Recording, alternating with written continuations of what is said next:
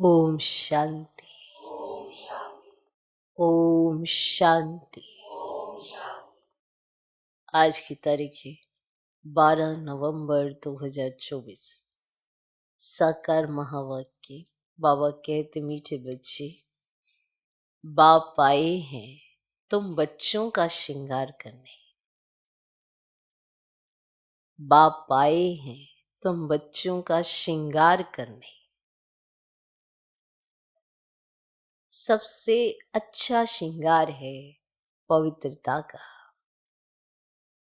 सबसे अच्छा श्रृंगार है पवित्रता का। बाबा कहते, मीठे बच्चे, बाप आए हैं तुम बच्चों का श्रृंगार करने। सबसे अच्छा श्रृंगार है पवित्रता का। आज का प्रश्न, पूरे 84 जन्म लेने वालों की मुख्य निशानी क्या होगी? पूरे 84 जन्म लेने वालों की मुख्य निशानी क्या होगी? कि उनको देख के कह सकते हैं कि इन्होंने पूरे 84 जन्म लिए। और वो खुद भी फील करते होंगे कि हमने 84 जन्म लिए।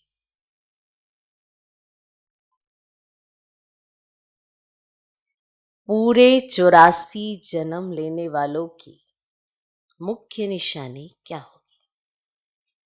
उत्तर,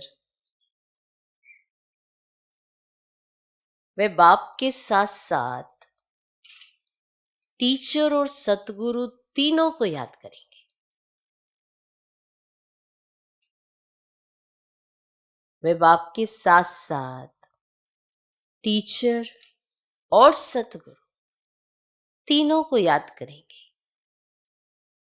ऐसे नहीं बाप याद आए तो टीचर भूल जाए। ऐसे नहीं बाप याद आए तो टीचर भूल जाए। जब तीनों को याद करें तब ही कृष्णपुरी में जा सके।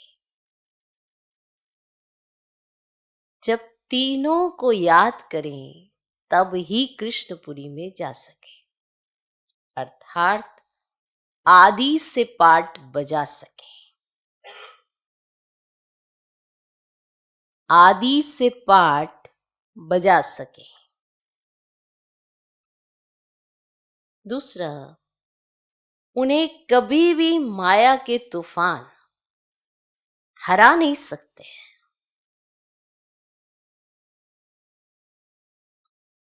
उन्हें कभी भी माया के तूफान हरा नहीं सकते हैं। नहीं, वे बाप के साथ साथ टीचर और सतगुरु तीनों को याद करेंगे। ऐसे नहीं बाप याद आए तो टीचर भूल जाए। जब तीनों को याद करें तब ही कृष्णपुरी में जा सकें, अर्थात आदि से पाठ बजा सके। दूसरा, उन्हें कभी भी माया के तूफान हरा नहीं सकते। ओम शांति। बाप पहले बच्चों को कहते हैं, ये भूल तो नहीं जाते हो बाप के आगे, टीचर के आगे और सतगुरु के आगे बैठे हुए? ये भूल तो नहीं जाते हो कि हम बाप के आगे, टीचर के आगे, सतगुरु के आगे बैठे हुए? बाबा नहीं समझते कि सब कोई इस याद में बैठे हैं।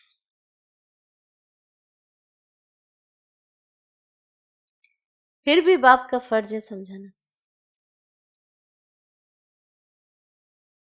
यह है अर्थ सहित याद करना।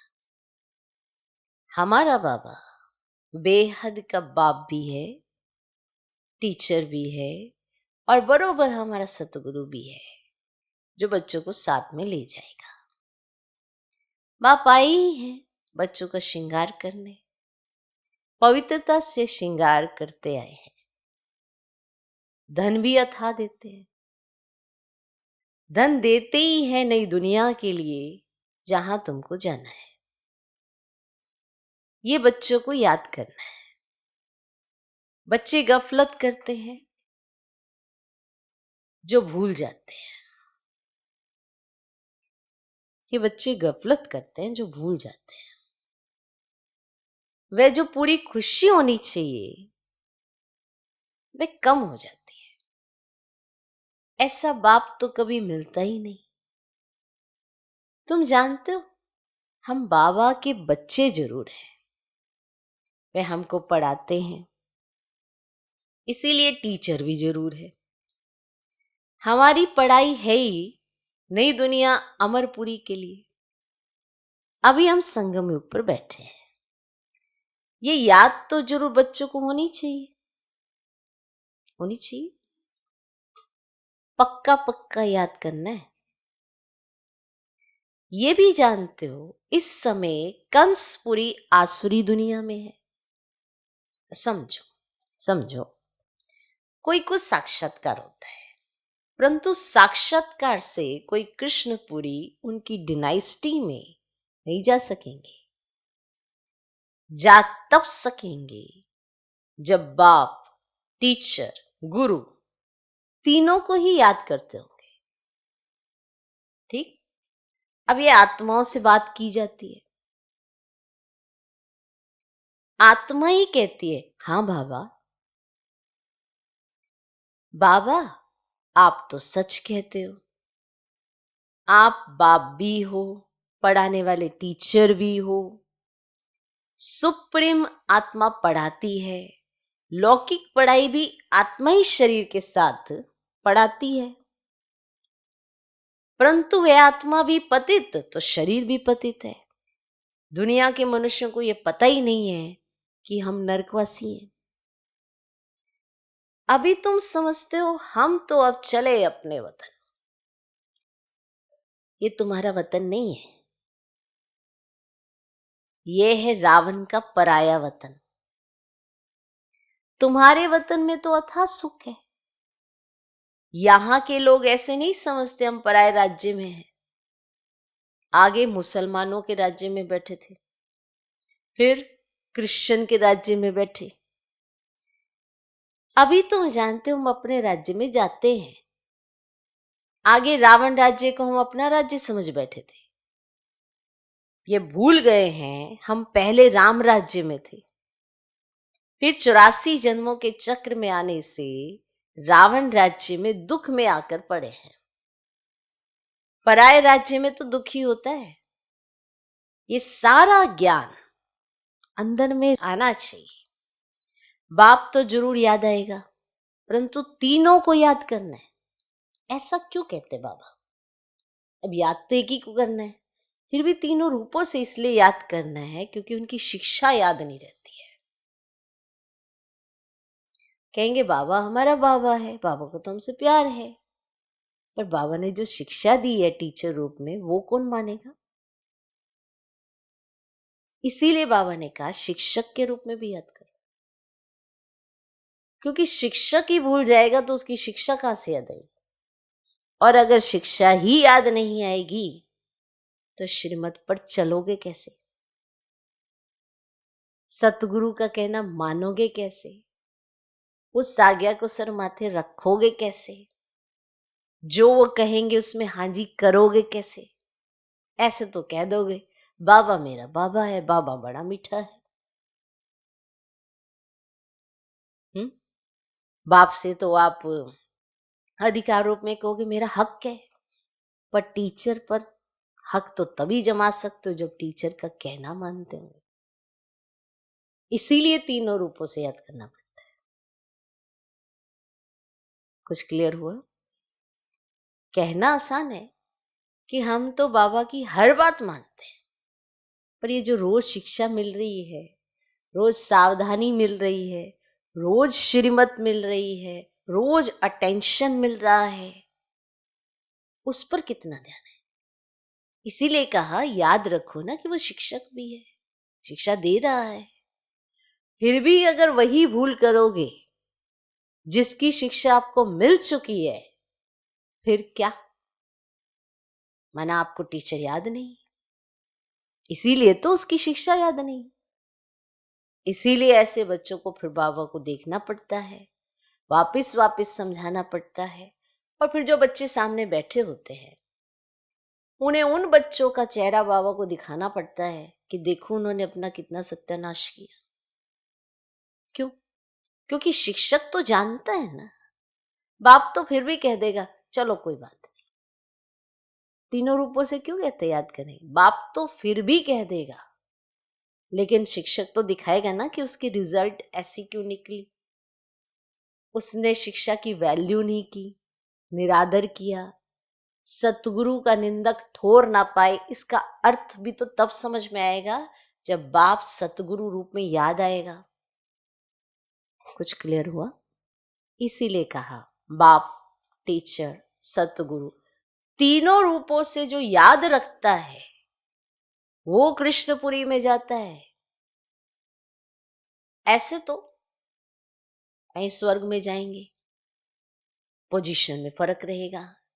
एक है हाईएस्ट पोजीशन, एक है लोएस्ट पोजीशन। और ये मान लेना कि चलो कोई भी पोजीशन मिले स्वर्ग में तो जाएंगे, लेकिन स्वर्ग में जाना और पोजीशन ही ना पाना, तो फिर ये कैसी संतान है? अब सपूत और कपूत तो होते ही हैं। अब बाबा सभी को समझा रहा है, अब उसमें कितने सपूत कितने कपूत हर एक की एक्टिविटी से पता पड़ता है। इसीलिए बीच बीच में दोहराया जाता है। टीचर को भी थोड़ा याद कर लेना, टीचर ने भी कुछ शिक्षा दे रखी है। टीचर ने भी ऑलरेडी बता रखा है कि ऐसा कर्म करोगे तो ऐसा होगा। हाँ, थोड़ा सतगुरु को भी याद कर लेना ना, कि सतगुरु का निंदक ठोर ना पाए। किस लिए कहा है? कौन सी ठोर नहीं मिलेगी? एक तो बुद्धि भ्रष्ट हो जाएगी। जिस बुद्धि से आपने परम पिता परमात्मा को याद करना है, उस बुद्धि में याद ठहरने ही नहीं वाली है। अपनी मैं में आ जाओगे, अहंकार आ जाएगा, और ये जो अहंकार है सत्यानाश कर देगा। अब कहेंगे भगवान के बच्चे होके सत्यानाश हो रही है, तो ये तो हर एक अपने कर्मों से अपनी करा लेता है ना, इसमें भगवान भी क्या करे? क्योंकि भगवान तीनों रूपों से आपको समझाने देता है। तो ये सारा ज्ञान अंदर में आना चाहिए। बाप तो जरूर याद आएगा, परंतु तीनों को याद करना है। ये नॉलेज भी मनुष्य ही ले सकते हैं, जानवर तो नहीं पढ़ेंगे। अब ये भी तुम बच्चे समझते हो, वहां कोई बैरिस्ट्री आदि की पढ़ाई नहीं होती है। सत्युग में बैरिस्टर बन रहे हैं देवी देवता, नहीं होती है, नहीं होती है वहां ये पढ़ाई, क्योंकि झगड़ा ही नहीं होता है, तो बैरिस्ट्री की जरूरत ही नहीं होती है। किसी को किसी की सुलाई नहीं करानी होती है, कोई कोर्ट कचहरी, कोई केस ही नहीं होता है। यहाँ इतने केस हैं, इतने केस हैं, इसीलिए बैरिस्ट्री की जरूरत होती है, तो पढ़ाई भी चलती है। बाप यहाँ ही तुमको माला माल कर रहे हैं, तो सब तो राजाएं नहीं बनते हैं। माला माल तो कर रहे हैं बाबा यहाँ पर सब तो राजाएं नहीं बनते हैं। व्यापार भी चलता होगा, परंतु वहां तुमको अथाह धन रहता है। घाटा आदि होने का कायदा ही नहीं है कि कोई घाटा होगा, कायदा ही नहीं है कि तुम्हें कोई घाटा हो। लूट मार आदि वहां होती ही नहीं है, नाम ही है स्वर्ग। अभी तुम बच्चों को स्मृति आई है, हम स्वर्ग में थे, फिर पुनर्जन्म लेते लेते नीचे उतरते हैं। बाप कहानी भी उन्हों की ही बताते हैं, है ना। बीच वाले की थोड़ा इतनी कहानी सुनाएंगे, स्टार्टिंग से उन्हों की कहानी सुनाते हैं। 84 जन्म नहीं लिए होंगे तो माया हरा देगी। आपने 84 जन्म नहीं लिए होंगे ना, तो माया आपको हरा देगी। ये भी बाप समझाते रहते हैं। माया का कितना बड़ा तूफान है, कितना बड़ा तूफान है। तूफान आते ना, आप देखते हो, अभी तो थोड़ा शांति है, तो जब तूफान आते हैं सारी जगह की धूल मिट्टी पेड़ पौधे सब हिल जाते हैं। पर सारे पेड़ उखड़ते नहीं है, पर हलचल तो बहुत होती है। कितना तूफान, आपके घर के सामान दूसरे के घर में, दूसरे के घर के सामान आपके घर में, कितना कचरा, चाहे दरवाजे बंद कर लो, खिड़कियां, फिर भी कहीं कहीं से घुस के कचरा आ ही जाता है। तो माया का कितना बड़ा तूफान है। बहुतों को माया हराने की कोशिश करती है। आगे चल तुम बहुत देखेंगे, सुनेंगे, देखेंगे भी, सुनेंगे भी कि बहुतों को माया ने हरा दिया। बाप के पास सबके चित्र होते ना, तो तुमको वंडर दिखाते, ये फलाना इतना दिन आया, बाप का बना, फिर माया खा गई। है ना, बाबा को ना चित्र चाहिए, जैसे उन लोगों के कितनी बार बोल दिए चित्र चाहिए। मैं तुमको दिखाता, ये इतना समय आया, बाबा का बना, फिर इसको माया खा गई, मर गया, माया के साथ जा मिला, मर गया, माया के साथ जा मिला। यहां इस समय कोई शरीर छोड़ते हैं तो इसी दुनिया में जाकर जन्म लेते हैं। इसी दुनिया में, और तो कोई दुनिया ही नहीं है। अगर यहाँ पे कोई शरीर छोड़ेगा तो इसी दुनिया में आकर जन्म लेते हैं ना। तुम शरीर छोड़ेंगे तो बाबा के साथ बेहद घर में जाएंगे। वहां बाबा, मम्मा, बच्चे सब है ना। परिवार ऐसे ही होता है। मूल वतन में बाप और भाई भाई हैं और कोई संबंध नहीं। अब यहाँ बाप और भाई बहन है, फिर वृद्धि को पाते हैं, चाचा मामा आदि बहुत संबंध हो जाते हैं यहाँ पर। इस संगम पर तुम प्रजापिता ब्रह्मा के बनते हो तो भाई बहन हो, शिव बाबा को याद करते हो तो भाई भाई हो। तो ये सब बातें अच्छी रीति याद करनी है, बहुत बच्चे भूल जाते हैं। बाप तो समझाते रहते हैं, बाप तो समझाते रहते हैं। बाप का फर्ज है बच्चों को सिर पर उठाना, तब तो नमस्ते नमस्ते करते रहते हैं, अर्थ भी समझाते हैं। भक्ति करने वाले साधु संत आदि कोई तुमको जीवन मुक्ति का रास्ता नहीं बताते। वे मुक्ति के लिए ही पुरुषार्थ करते रहते हैं, वे है ही निवृत्ति मार्ग वाले। वे राजयोग कैसे सिखलाएंगे? राजयोग है ही प्रवृत्ति मार्ग का। प्रजापिता ब्रह्मा को 4 भुजाएं देते हैं तो प्रवृत्ति मार्ग हुआ ना। यहां बाप ने इनको एडॉप्ट किया है तो नाम रखा है ब्रह्मा और सरस्वती। ड्रामा में नूंद देखो कैसी है। वानप्रस्थ अवस्था में ही मनुष्य गुरु करते हैं 60 वर्ष के बाद। इसमें भी 60 वर्ष के बाद बाप ने प्रवेश किया तो बाप टीचर गुरु बन गए। अभी तो कायदे भी बिगड़ गए हैं, छोटे बच्चे को भी गुरु करा देते हैं। अब ये तो है ही निराकार। तुम्हारी आत्मा का ये बाप भी बनते, टीचर सतगुरु भी बनते, और निराकारी दुनिया को कहा जाता है आत्माओं की दुनिया। ऐसा तो नहीं कहेंगे कि दुनिया ही नहीं है, शांति धाम कहा जाता है, वहां आत्माएं रहती है। अगर कहें परमात्मा का नाम रूप देश काल नहीं तो बच्चे फिर कहां से आएंगे? ये कहां से आ रहे हैं? तुम बच्चे अब समझते हो ये वर्ल्ड की हिस्ट्री ज्योग्राफी कैसे रिपीट होती है। हिस्ट्री चैतन्य की होती है और ज्योग्राफी तो जड़ वस्तु की होती है। तुम्हारी आत्मा जानती है हम कहां तक राज्य करते हैं। हिस्ट्री गाई जाती है जिसको कहानी कहा जाता है। ज्योग्राफी देश की होती है। क्लियर? देखो लो, हिस्ट्री ज्योग्राफी सब पूरा पढ़ाया जा रहा है, पूरा टीचर एकदम एक्यूरेट। हिस्ट्री की सिखाया जाता है, ज्योग्राफी की सिखाया जाता है। जब आपने पढ़ा होगा तो इतना ध्यान नहीं दिया होगा। तो ज्योग्राफी देश की होती है। चैतन्य ने राज्य किया, जड़ तो राज्य नहीं करेंगे। कितने समय से फलाने का राज्य था। कृष्ण ने भारत पर कब से कब तक राज्य किया। तो इस वर्ल्ड की हिस्ट्री ज्योग्राफी को कोई जानते ही नहीं। सोचो, इस पढ़ाई से हम कितने इंटेलिजेंट बन जाते हैं, नॉलेजफुल, हर तरह की नॉलेज आपके अंदर आ जाती है। सब तरह का ज्ञान आपके पास होता है। एक परमात्मा मुरली में सब तरह का ज्ञान है, कंप्लीट नॉलेजफुल बनाता है। वंडर है। तो इस वर्ल्ड की हिस्ट्री ज्योग्राफी को और तो कोई जानते ही नहीं। कहते हैं सत्यु को तो लाखों वर्ष हुआ, उसमें कौन राज्य करके गए, कितना समय राज्य किया, ये कोई नहीं जानता। इसको कहा जाता है ज्योग्राफी, इसको कहा जाता है हिस्ट्री।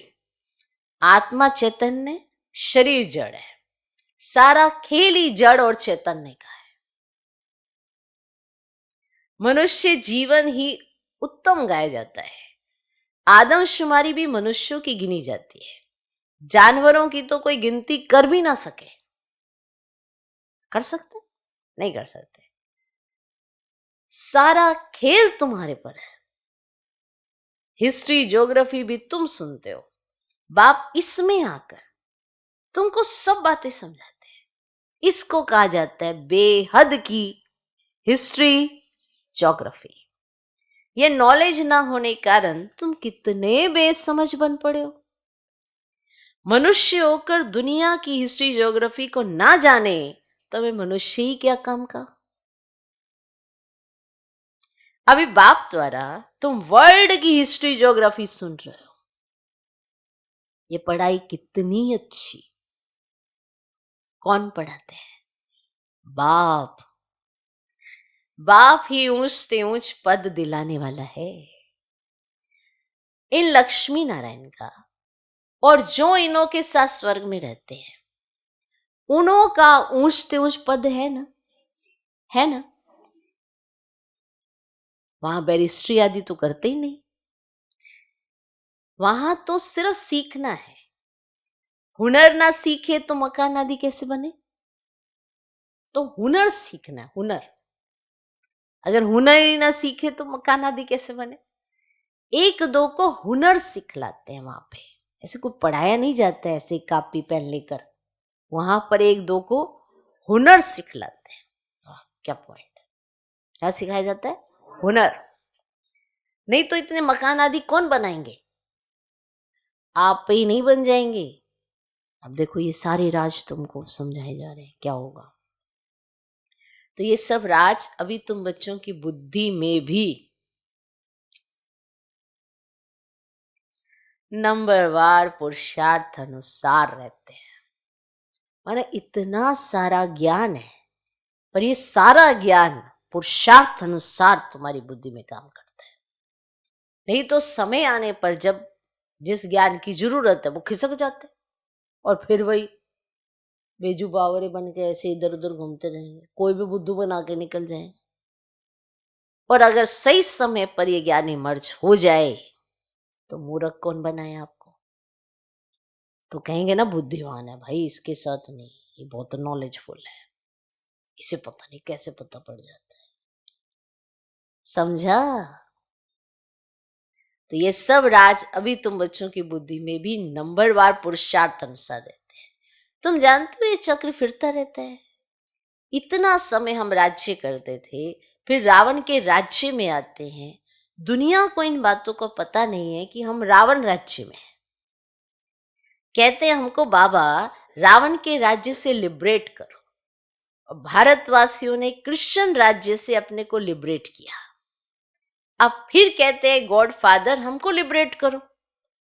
स्मृति आती है ना। कोई भी ये नहीं जानते कि ऐसे क्यों कहते हैं। चलो क्रिश्चियन से तो आपने लिबरेट किया, फिर भी आज भी कहते हैं कि हे परम पिता परमात्मा हमको लिबरेट करो। किससे? कौन सा दुख है? अब दुखी तो है ना, क्योंकि दुख का राज्य है। तो ये भी नहीं जानते कि हम ऐसे क्यों कहते हैं। अभी तुमने समझा है सारे सृष्टि पर ही रावण राज्य है। सब कहते हैं राम राज्य चाहिए, तो लिबरेट कौन करेगा? समझते गॉड फादर लिबरेट कर गाइड बन ले जाएंगे। भारतवासियों को इतना अकल नहीं है। अब ये तो बिल्कुल तमो प्रधान है। वे ना इतना दुख उठाते हैं ना इतना सुख ही पाते हैं। मेरे भारतवासी जो पाते हैं लेकिन ये गवाते भी बहुत कुछ है। इतना अकल नहीं है। और वो जो बाहर के हैं वो ना इतना पाते हैं ना इतना गंवाते हैं, आते ही बीच में है वो तो, उन्हें तो देखा ही नहीं। भारतवासी सबसे सुखी बनते हैं तो दुखी भी बने हैं, हिसाब है ना। अभी कितना दुख है। जो रिलीजियस माइंडेड है वे याद करते हैं, ओ गॉड फादर लिबरेटर, तुम्हारी भी दिल में है, बाबा आकर हमारे दुख हरो और सुख धाम ले चलो। वे कहते हैं शांति धाम ले चलो, तुम कहेंगे शांति धाम सुख धाम ले चलो, तुम कहेंगे दोनों जगह ले चलो, वो कहेंगे शांति धाम ले चलो। तो बाप आया हुआ है तो बहुत खुशी होनी चाहिए। और भक्ति मार्ग में कनरस कितना है, कनरस कितना है, उनमें रियल बात कुछ भी नहीं है, एकदम आटे में नमक है। चंडिका देवी का भी मेला लगता है।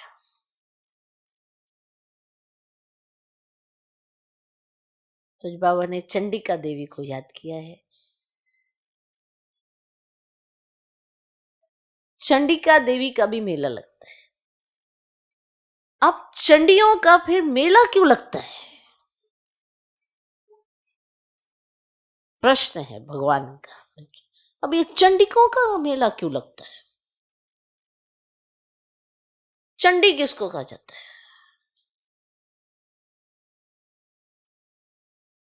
जो बाप का कहना ना बांध के बड़े घमंडी, वही चंडी, और क्या? नहीं, चंडी किसको कहा जाता है? बाबा ने बताया है चंडाल का जन्म भी यहां के ही लेते हैं, है ना, जो बाबा के बनते हैं ना उनमें से ही चंडाल का जन्म लेते हैं, यहां के ही बनते हैं, यहां रहकर खा पी कर कुछ देकर फिर कहते हैं हमने जो दिया वह हमको दो।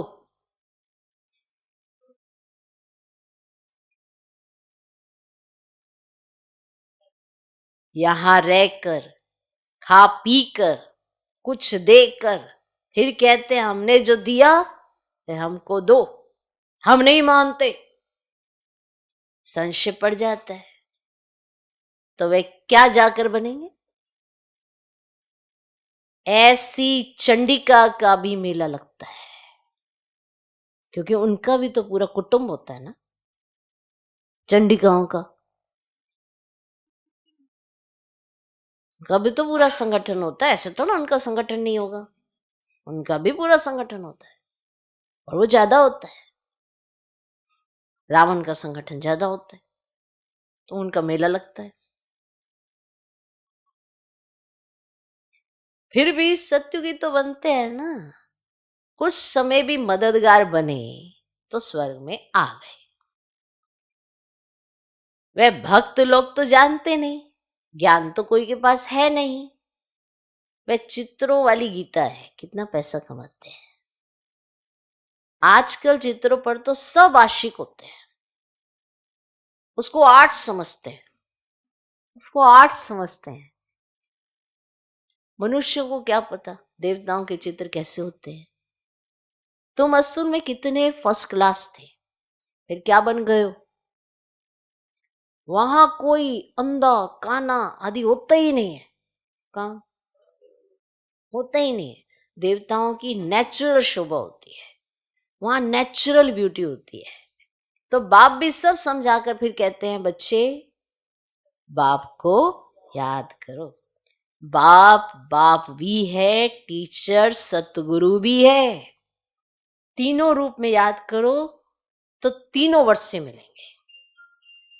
पिछाड़ी वाले तीनों रूप में याद कर नहीं सकेंगे, क्योंकि वो बाबा का कहना मान नहीं पाएंगे। इसीलिए उन्हें लास्ट में यही मिलेगा, बस बाबा को याद करो, बस बाबा को याद करो। शिक्षा वो सुन नहीं पाएंगे, सतगुरु का डायरेक्शन जो होगा वो सर माथे रख नहीं पाएंगे। इसीलिए लास्ट में उन्हें कहा चलो बस बाबा को याद करो, बस बाबा।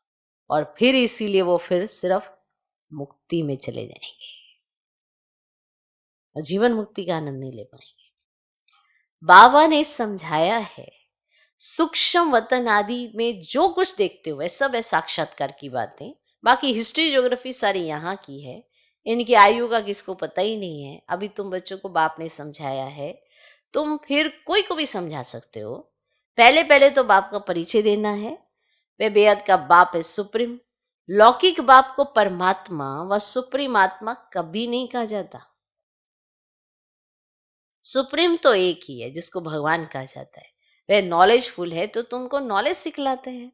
ये ईश्वरीय नॉलेज है, सोर्स ऑफ इनकम। नॉलेज भी उत्तम मध्यम कनिष्ठ होती है ना। तो बाप है ऊंचते ऊंच, तो पढ़ाई भी तो ऊंचते ऊंच है, मर्तबा भी ऊंच है। हिस्ट्री ज्योग्राफी तो झट जान जाते हैं, बाकी याद की यात्रा में युद्ध चलते। इसमें तुम हारते हो तो नॉलेज में भी तुम हारते हो। अगर इस युद्ध में तुम हार जाते हो, तुम नॉलेज में भी हार जाते हो। हार कर भागंती हो जाते हैं तो नॉलेज में भी भागंती हो जाते हैं। नॉलेज भी तो खिसक जाती है, सही समय पर सही पॉइंट इमर्ज ही नहीं होने वाला। तो हार कर भागंती हो जाते हैं तो नॉलेज में भी भागंती हो जाते हैं। फिर जैसे थे वैसे बन जाते हैं, और ही उनसे भी बदतर। उनको लगता है नॉलेज है। नॉलेज वो होती है जो सही समय पर इमर्ज होती हो। अब सही समय पर आपको इमर्ज ही नहीं होनी तो कहाँ है नॉलेज। पूरा साल बच्चा पढ़ता है, 3 घंटे पेपर देकर आता है ना। तो अगर 3 घंटे में याद ही नहीं आया तो कौन कहेगा कि इसने पढ़ा हुआ था। ऐसे ही पेपर होते हैं जीवन के। अगर नॉलेजफुल हो, जैसे ऐसे तो किसी को ज्ञान सुनाने लगते हो तो आत्मा परमात्मा का परिचय दे देते हो, लेकिन जो प्रैक्टिकल जीवन में आपने सारे ज्ञान को इमर्ज करना है, यूज करना है, वो कहाँ है। इसीलिए सही समय पर आपको कुछ याद नहीं आता, और अगर भागंती हो गए तो सोचे कि हमें नॉलेज इमर्ज रहेगी, नॉलेज से भी भागंती हो जाते हैं और ही बदतर हो जाते हैं। बाप के आगे चलन से देह अभिमान झट पर सिद्ध हो जाता है। बाबा के सामने आएंगे, चलन से दिखाई दे जाता है इसके अंदर क्या चल रहा है। ऐसा नहीं कि वो अंदर क्या सोच रहा है, ये पता नहीं कौन से थॉट चला रहा है, ये नहीं। चलन से पता चल जाता है कि ये देह अभिमान में है, प्रसिद्ध हो जाता है। ब्राह्मणों की माला भी है, परंतु कईयों को पता ही नहीं है कि हम कैसे नंबरवार यहां बैठे। देह अभिमान है ना। निश्चय वाले को जरूर अपार खुशी होगी। किसको निश्चय है हम ये शरीर छोड़कर प्रिंस बनूंगा, बताओ। किसको निश्चय है कि हम ये शरीर छोड़कर प्रिंस बनूंगा। तो फिर सबने हाथ उठाया। बच्चों को इतनी खुशी रहती है, परंतु सब में तो पूरे दैवी गुण होने चाहिए। जबकि निश्चय है तो पूरे दैवी गुण होने चाहिए। निश्चय बुद्धि माना विजयी माला में पिरोवंती, माना शहजादा बनंती।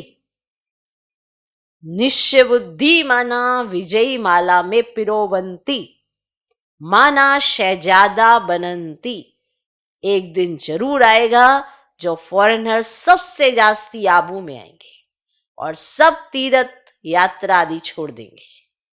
वे चाहते हैं भारत का राजयोग सीखें। कौन है जिसने पैराडाइज स्थापन किया, पुरुषार्थ किया जाता है कल पहले यह हुआ होगा तो जरूर म्यूजियम बन जाएगा। समझाना है, ऐसा प्रदर्शनी हमेशा के लिए लगाने चाहते हैं ना। 4-5 वर्ष के लिए लीज पर भी मकान लेकर लगा सकते हैं। हम भारत की सेवा करते सुखधाम बनाने के लिए, इसमें बहुतों का कल्याण होगा। अच्छा, मीठे मीठे सिकिलदे बच्चों प्रति माँ पिता बाप दादा का याद प्यार और गुड मॉर्निंग। रूहानी बाप की रूहानी बच्चों को नमस्ते। हम रूहानी बच्चों की भी रूहानी बाप को नमस्ते नमस्ते नमस्ते। Good morning good morning good morning. धारणा के लिए मुख्य सर, पहला पॉइंट, अपार खुशी में रहने के लिए, अपार खुशी में रहने के लिए सदा स्मृति रहे कि स्वयं बाप हमारा श्रृंगार कर रहे हैं। अपार खुशी में रहने के लिए सदा स्मृति रहे कि स्वयं बाप हमारा श्रृंगार कर रहे हैं। वे हमें अथाह धन देते हैं, वे हमें अथाह धन देते हैं। हम नई दुनिया अमरपुरी के लिए पढ़ रहे हैं।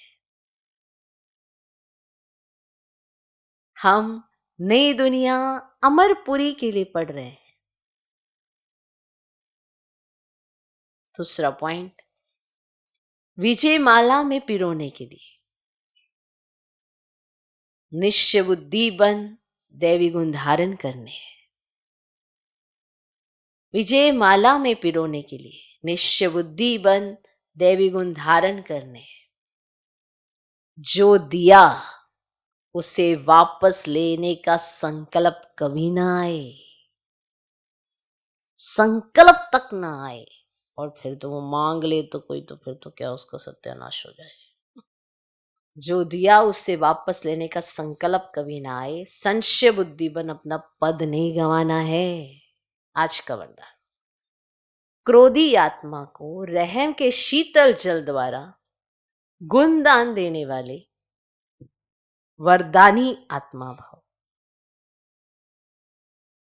आज का वरदान, क्रोधी आत्मा को रहम के शीतल जल द्वारा गुणदान देने वाले वरदानी आत्मा भव। आपके सामने कोई क्रोध अग्नि में जलता हुआ आए, आपको गाली दे, निंदा करे, तो ऐसी आत्मा को भी अपनी शुभ भावना, शुभ कामना द्वारा, वृत्ति द्वारा, स्थिति द्वारा गुणदान या सहनशीलता की शक्ति का वरदान दो। क्रोधी आत्मा परवश है, ऐसी परवश आत्मा को रहम के शीतल जल द्वारा शांत कर दो। ये आप वरदानी आत्मा का कर्तव्य है। चैतन्य में जब आप में ऐसे संस्कार भरे हैं, तब तो जड़ चित्रों द्वारा भक्तों को वरदान मिलते हैं। तो बड़ा ये सिंपल सी बात है कि कोई क्रोध करता हो, हमें उसके सामने नहीं जाना है। हमें यही कहना है कि भाई ये शांत हो जाए, इसकी शांति ही चारों तरफ शांति फैला सकती है। अगर आप भी क्रोध में आ गए तो फिर तो चारों तरफ क्रोध का ही वायुमंडल बन जाएगा। और क्रोधी का तो काम ही है कि वायुमंडल को ऐसा बनाना, और आपका काम है वायुमंडल को शांत रखना। इससे योग युक्त रहो, तभी आप ये कार्य कर सकते हो, क्रोधी को भी शांत कर सकते हो। क्योंकि आप शांत रहेंगे तो वायुमंडल शांत बनेगा। आज का स्लोगन, याद द्वारा सर्व शक्तियों का खजाना अनुभव करने वाले ही शक्ति संपन्न बनते हैं। याद द्वारा सर्व शक्तियों का खजाना अनुभव करने वाले ही शक्ति संपन्न बनते हैं।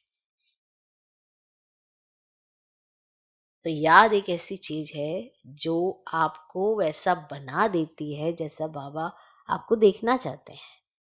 तो याद से आप सर्व शक्तियों को इकट्ठा करते हैं, उन शक्तियों के आधार पर आप जीवन जीते हैं। अब शक्ति है आपके पास तो दिखाई भी देनी चाहिए। तो वो शक्ति संपन्न बनने के लिए याद होना बड़ा जरूरी है। और याद हर उस चीज की जो बाप ने कहा, जो टीचर ने कहा, जो सतगुरु ने कहा, तीनों स्वरूपों से याद होनी चाहिए, तभी आप शक्तिशाली बनेंगे। ओम शांति।